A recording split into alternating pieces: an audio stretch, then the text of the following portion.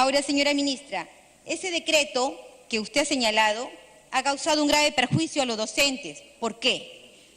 Porque ahorita tenemos en las calles, precisamente, a los docentes reclamando porque no les ha venido remuneración. Continúe un minuto. Quiere decir que el decreto se está ejecutando. Y entonces, ¿cómo quedan los docentes? Es decir, usted se burló de los docentes, dijo por un lado voy a incrementar la remuneración y por otro lado ha venido las boletas con 0 soles. ¿Usted cree que los docentes no pudieran computar las 2 horas lectivas adicionales de clases con la preparación?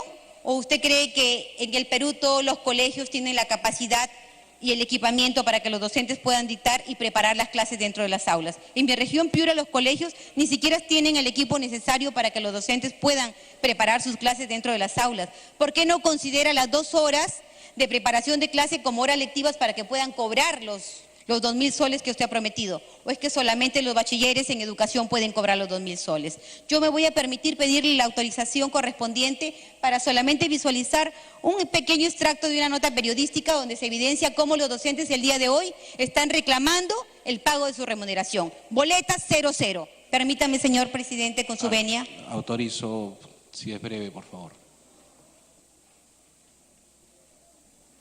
A continuación es una nota que muestra lo que hoy es un hecho oleado y sacramentado. Los profesores han ido a cobrar y muestran frente a cámaras, lo van a ver, sus boletas donde sale 00. Es decir, no han cobrado ni un sol por sus remuneraciones correspondientes a este mes, agosto. Y esto ha pasado con profesores de San Martín de Porres, hemos encontrado también a maestros en Los Olivos y en algunos otros distritos, sobre todo de Lima Norte. Vean ustedes cómo es que ellos manifiestan evidentemente su sorpresa por lo que...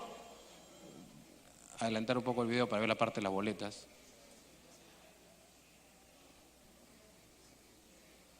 Que consideraron, de hecho, en su momento, que era un simple dicho del gobierno, pero que no iba a pasar. Bueno, finalmente sucedió, y estas son las consecuencias. Y al revisar su cuenta, se llevó una sorpresa, la cual ya estaba advertida. No nos han reembolsado nuestro dinero de mes de julio. ¿No? Usted solamente tiene 14 soles. 14 soles para el mes, o sea, ¿qué voy a hacer con estos 14 soles para el mes? El proceso de descuentos a los maestros que participan de la huelga magisterial ha comenzado. Por ello, Ana y un grupo de profesores acudió al frontis del UGEL 02 que tiene a su... Congresista García. Solo para culminar, vista la visualización, señora ministra, no me queda más que exhortarla para que deje sin efecto el decreto de urgencia 012-2017, que no hace nada más que perjudicar a los docentes peruanos y sobre todo a los de mi región Piura, que no vienen cobrando sueldo hace muchísimo tiempo. Gracias. Gracias, congresista García. Tiene el uso de la palabra la congresista Aramayo. Gadina, creo que le pedía un... ¿Al comienzo? Los dos. Las 2 interrupciones al comienzo, congresista Ventura. Muchas gracias, presidente. Gran porcentaje de la población piensa que este gobierno está peor que el gobierno de Ollanta Humala. Y yo le doy toda la razón, señor presidente, porque la ministra es el continuismo del gobierno corrupto de Ollanta Humala Tazo. Su inoperancia, señora ministra, ha hecho que pongan en jaque al presidente de la República. Mientras tanto, usted y sus amigotes ministros golpeaban y masacraban y bombardeaban a los maestros que reclamaban un justo derecho. Traigo la voz de los maestros de la región Pasco, de Oxapampa, ministra, que usted conoce.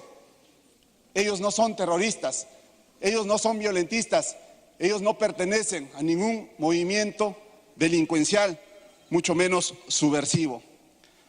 Mis maestros, mis amigos, mi señora madre, no pertenece a ningún movimiento terrorista, y lo digo con conocimiento de causa.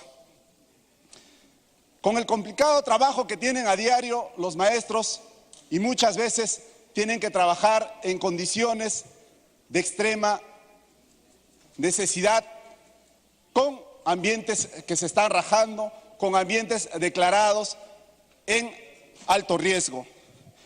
Ellos me envían un mensaje, señora ministra, ya que ellos tienen el compromiso de recuperar las clases. Y usted conoce bien la provincia de Oxapampa. Ellos van a recuperar las clases hasta el mes de enero. Y usted sabe bien que ya se vienen las temporadas de lluvia, van a tener que exponer sus vidas para cumplir el compromiso de recuperar las clases.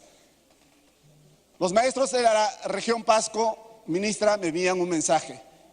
Y el mensaje para ustedes, pedir que renuncie. Muchas gracias. Congresista Aramayo puede iniciar su presentación. Muchas gracias, presidente.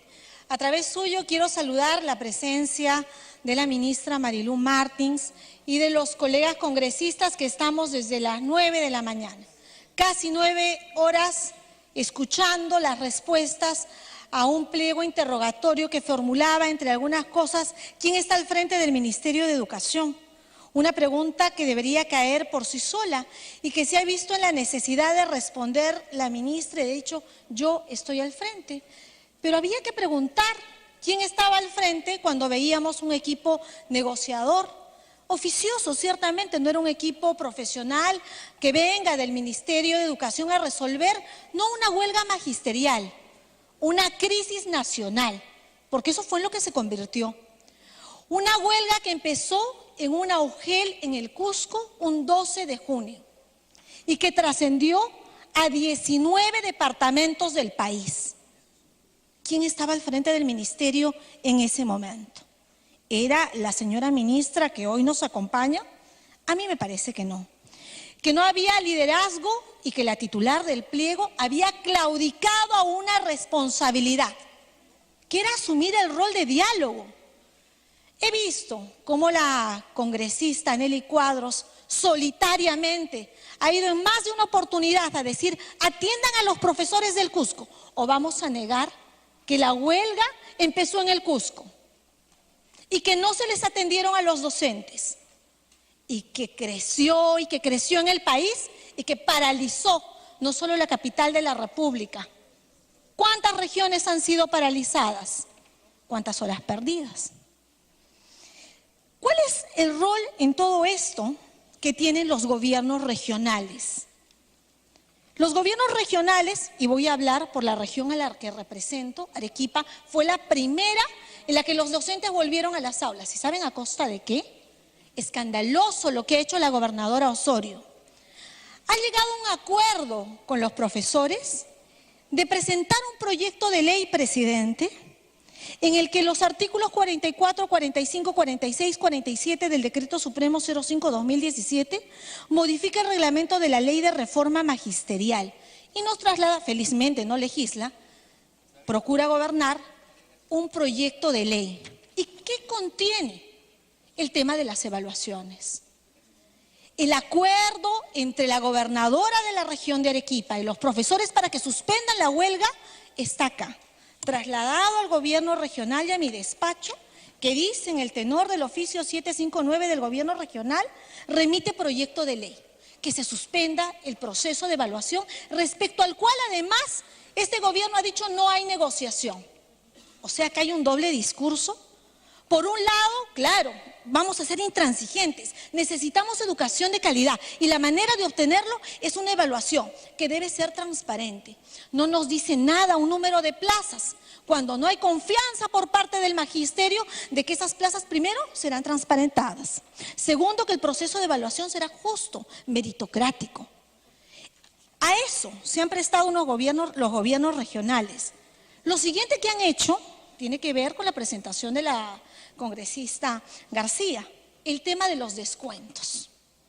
Que descuenten, ¿no? Acá hay airadas protestas, ultimátums.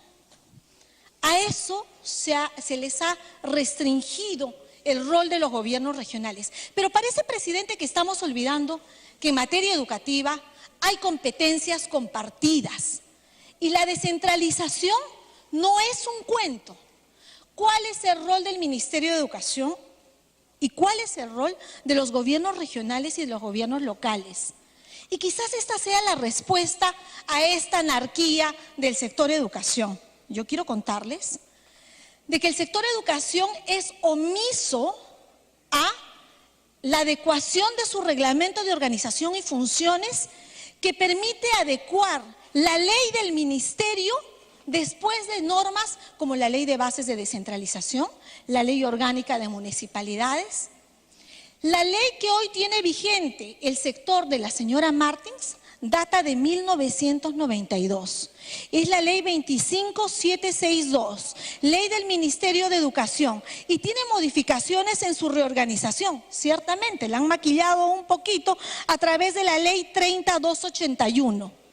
¿Qué permitiría esta norma? Decir en materia educativa qué hace el Ministerio de Educación, qué hacen los gobiernos regionales y qué hacen los gobiernos locales, que deberían tener directa competencia en las unidades de gestión educativa local. Hay 4 pliegos que en el país no han tenido la habilidad, por millones de millones que han tenido en su presupuesto, de adecuar su ley de organización de funciones, un mandato que dicta la ley del Poder Ejecutivo. Léase la primera, leyes de organización y funciones de ministerios. Me permito leer, presidente.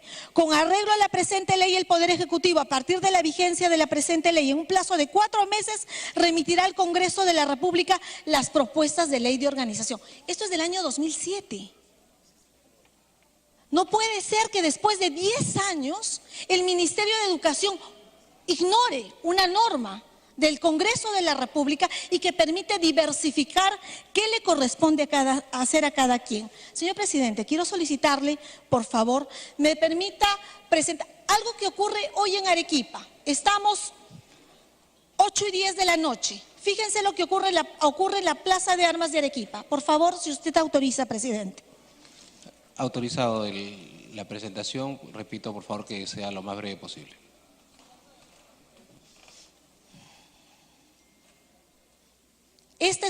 Son fotografías de la Plaza de Armas de Arequipa, en el momento que estamos escuchando a la señora ministra, donde docentes están en las calles marchando, rechazando que se mantenga en el sector la señora Marilú Martins.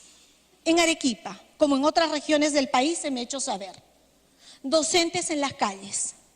¿Está algo resuelto hoy? ¿Podemos decir que todo está solucionado? Esta interpelación, presidente, es vigente porque la crisis está latente. No hay satisfacción alguna para la ciudadanía. Como es, continúe por favor, lo que ocurre en colegios emblemáticos. Así está Arequipa, en el corazón de la ciudad. Quien conoce mi región, esto es Caima. Es un colegio emblemático, el Honorio Delgado, abandonado. 3 años, 3 años, un colegio emblemático. Continúe, por favor. Así es como, esta es la gestión de Saavedra, del brillante, del sobrecalificado ministro Saavedra. Esto es su gestión. Hace un mes y después de una inspección que hemos hecho, han dicho que van a renegociar la intervención. Es posible que el sector educación, el más importante de los sectores, al que debemos la revolución del ciudadano, del ser humano, esté en manos de alguien que ha claudicado al ejercicio de sus deberes. Yo también, presidente, soy nieta de una maestra. Mi madre es maestra, mi hermana es maestra. Soy profesora de educación inicial de un instituto pedagógico.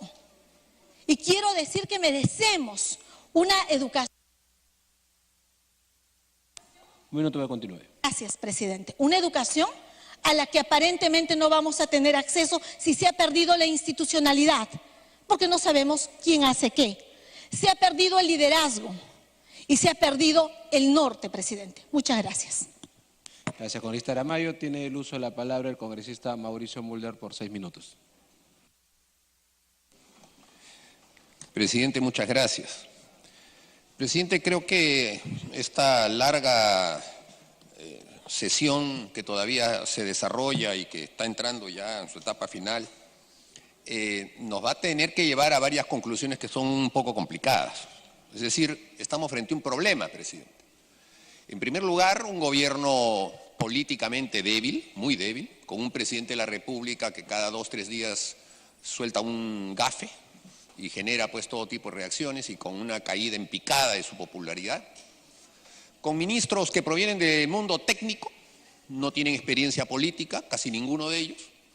Tienen, sí, cartulinas importantes de universidades importantes, pero ya hemos visto que había uno que decía que era el hombre de Harvard y Mire cómo gobernó el país y ahorita está a punto de que tengamos que regresarlo por los 20 palos que se tiró. Y tenemos también, presidente, un problema social grave, porque el sindicato más grande del país, que tiene 400.000 miembros, está en un serio problema, porque dentro de su organización hay senderistas. Esa es una realidad. Y hay bastantes senderistas. Hay 4.600 profesores que han firmado los padrones del Movadef. ¿No saben qué es el Movadef? ¿Esos profesores que han firmado? ¿No saben? ¿Firmaron de qué? Creyendo que es algo nuevo. Entonces, si eso sucede, no merecen ser profesores. Pues. No conocen el mínimo de la historia del país. ¿Y quién es el Movadef? Entonces, es evidente que ahí hay un problema. Pero también hay un problema, presidente, en considerar que el Congreso puede ser en esto un actor importante sin que el Congreso además establezca una línea definitiva, que no la estamos haciendo. Y yo tengo alguna preocupación, presidente, por escuchar los discursos de algunos miembros de la bancada mayoritaria, porque la bancada mayoritaria, todos sabemos, es decisoria aquí en este Congreso.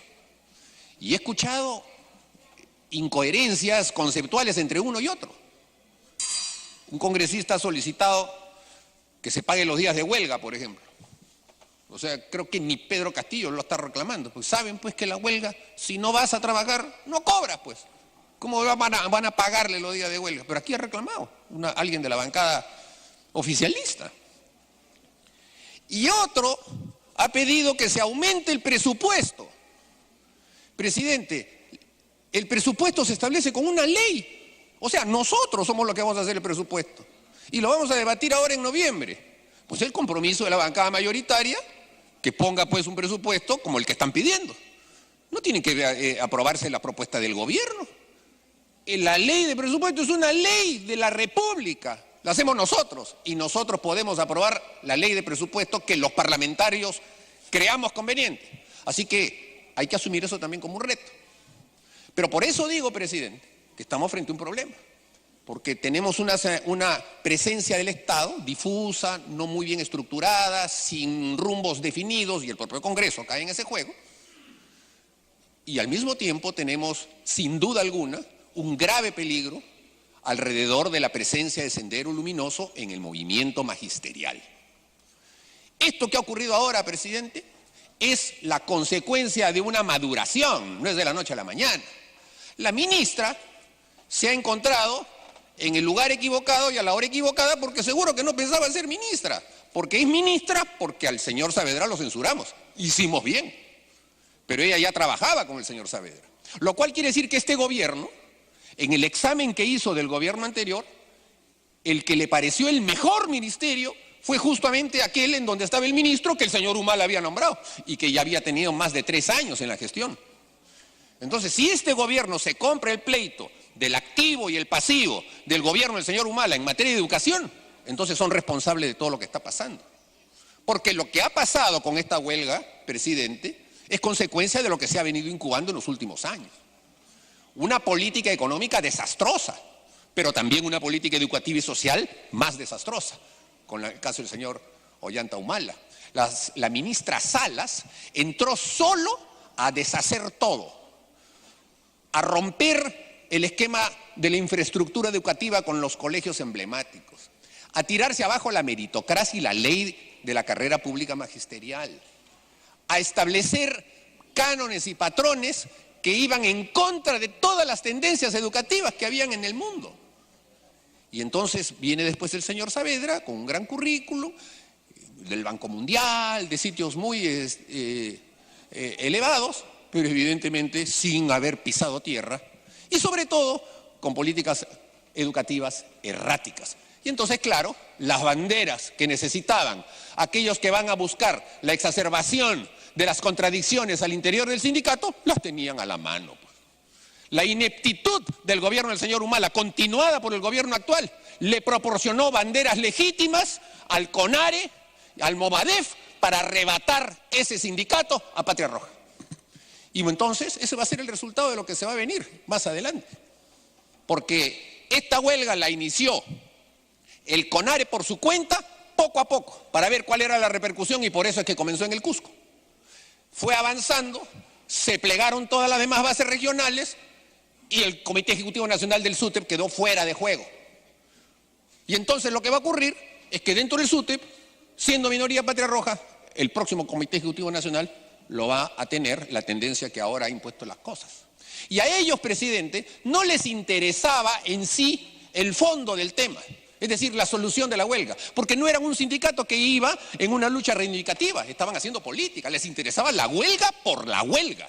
Había que hacerla aunque no tuvieran banderas, porque allí se tenía que probar el liderazgo y la conducción de quienes ahora son los que manejan el sindicato magisterial.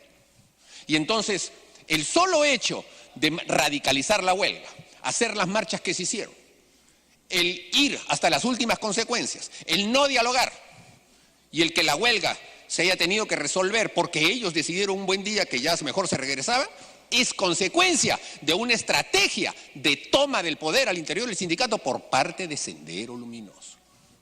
¿Qué hacemos frente a eso, presidente?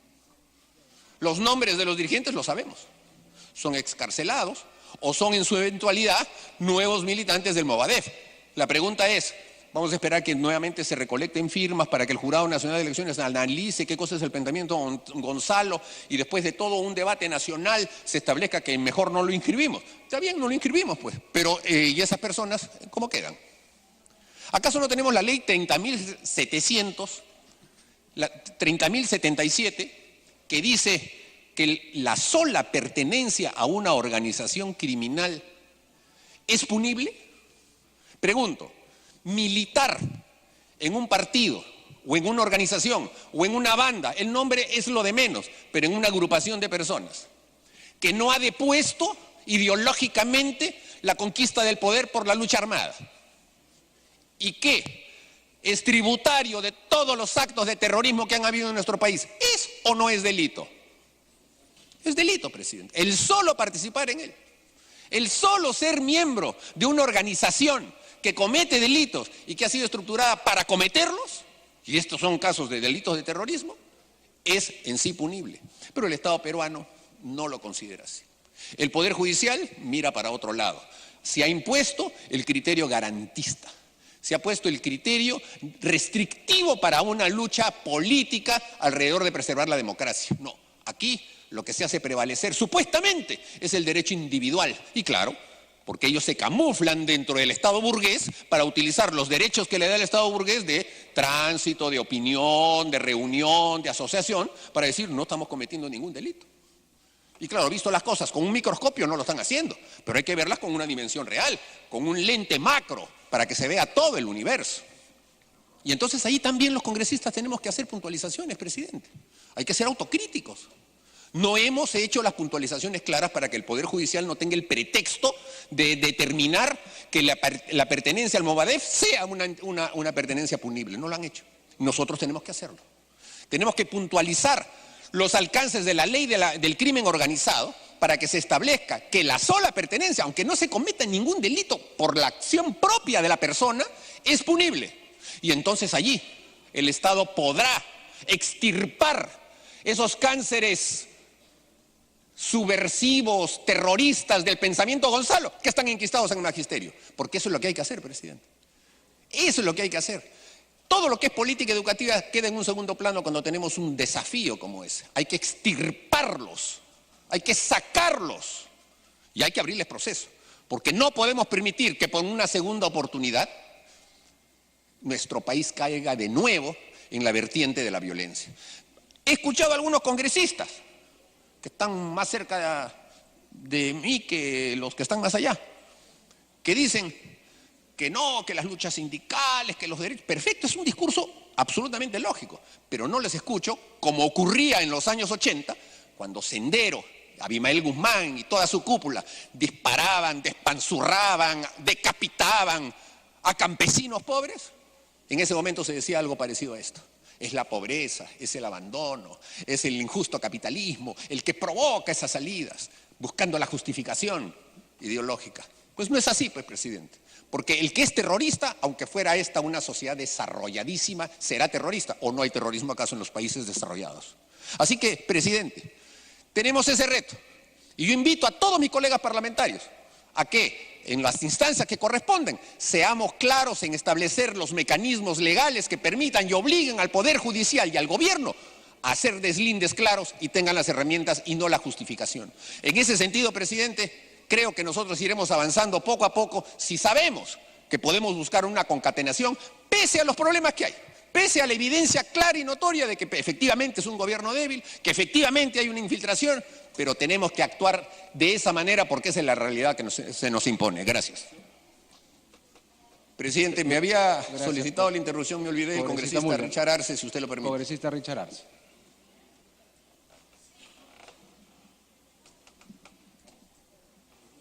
Gracias, señor presidente. Lo primero, expresar mi discrepancia con el congresista Mulder porque no se puede generalizar a los maestros. Si hay infiltrados, que actúe el Ministerio del Interior, que actúe con inteligencia. Pero hay muchos maestros, yo vengo de Apurímac, muchos de ellos han sido víctimas de Sendero, han sido víctimas de la insanía terrorista. Son hijos más bien y son huérfanos, y ahora son maestros. Y cuando se estigmatiza la lucha social, acusándolos de terroristas, lamentablemente vamos a seguir exacerbando y vamos a llegar a un extremo donde se va a seguir polarizándose el problema. Señor presidente, yo lo que quería más bien era expresar a la ministra mi preocupación respecto al presupuesto. Usted ha presentado unos cuadros muy interesantes y ahí menciona que el presupuesto del sector educación respecto al 2011 al 2017 prácticamente se ha duplicado. El 2011 era de 13.719 millones. Al 2017 estamos hablando de 26.181. Se ha duplicado prácticamente el presupuesto. Lo cual significa, señora ministra, que debió haber más recursos para... Acabó la interrupción. Congresista Mulder, le da la segunda interrupción. Usted todavía está con la palabra. Primero le da la segunda interrupción y de ahí le doy la palabra o... De frente. A ver. Continúe entonces con su tiempo. Presidente, ¿ya ve usted? Ese es el lenguaje, pues, con el que se quiere hacer maniqueísmo, ¿no? Uno detecta, señala y hasta doy números de los infiltrados que hay en el movimiento magisterial y ya vienen con el discurso de que le hemos dicho terroristas a todos. Eso es, pues, ese es el discurso que utiliza Sendero Luminoso. Al momento justamente de decir, ya ven, esos son nuestros enemigos, les están diciendo terroristas a todos ustedes. Esos dirigentes van a las bases y van a decir, el gobierno y la derecha creen que ustedes todos son terroristas. Y como no son terroristas lo de la base, entonces se van a sentir pues indignados. Ese discurso facilón, presidente, es el que yo rechazo, porque es justamente el que motiva, da pie, es trampolín para esos sectores violentistas. Y qué pena, presidente, qué pena, porque esos sectores supuestamente compasivos que tienen este tipo de discursos son los primeros en sufrir la metralla y la muerte por parte de los radicales. ¿Qué cosa creen? ¿Que porque hablan bien de ellos, Sendero los va a perdonar? Son el principal objetivo. El principal objetivo de Sendero siempre fue Patria Roja, el Partido Comunista, la izquierda legal, que ellos llamaban que estaba encallecida, que era una izquierda... Continúe. Una izquierda, presidente, que engañaba al pueblo. Permanentemente el diario de Marca, que era el vocero de Sendero, atacaba a Jorge del Prado, atacaba a Olmedo Auris, atacaba a toda la izquierda, al propio congresista Damer aquí presente. Entonces, claro, pero no aprenden, pues. Creen que así eso los pone más bonitos, más revolucionarios. Hay que tener las cosas claras e hidalgas, porque Sendero no es un partido revolucionario. Sendero no es un partido de izquierda, presidente. Eso no se puede aceptar. Así que seamos claros en los deslindes, porque cuando no se tiene claridad, entonces es cuando se aprovecha la subversión para estas cosas, presidente. Acabó su turno. No, usted ha estado en una interrupción, no está respondiendo un discurso político. Congresista Choquehuanca, usted tiene el uso de la palabra. Si usted desea, le pido una interrupción a la congresista Choquehuanca, porque usted le había pedido una interrupción al congresista Mulder en su tiempo. Congresista Choquehuanca, el congresista Arce le pide... ¿Cómo no? Congresista Arce tiene las dos interrupciones. Tiene los 2 minutos. Las dos interrupciones. Gracias, señor presidente. La intención no es polarizar. La intención no es exacerbar las emociones cuando debe haber un consenso para condenar a Sendero Luminoso, para condenar a la MRTA, pero también para condenar al terrorismo de Estado.